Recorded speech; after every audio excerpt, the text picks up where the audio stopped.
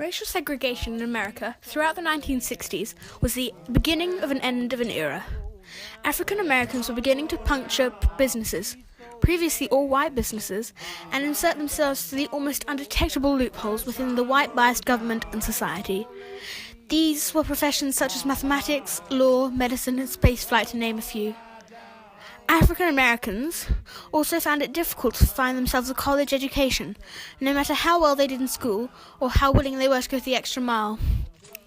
They also didn't have the same rights as the white people and were forced to go into different seating objects in theatres or sit on different buses. American colleges often made it very difficult for black students to join, forcing them to undergo tests and exams that white students didn't have to do so much as think about. They also, if they managed to get through the myriad of tests, could only apply for certain courses unless they were willing to continue working the college's completely unfair tests.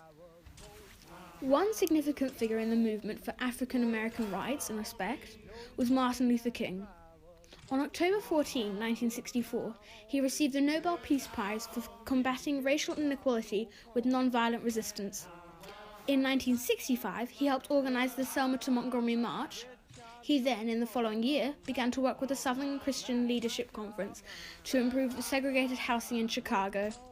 He then shifted his focus to improve poverty in Vietnam. Some events that took place against racial discrimination include the Civil Rights Act of '64, in which any discrimination based on colour, race, birth, religion, or sex was banned.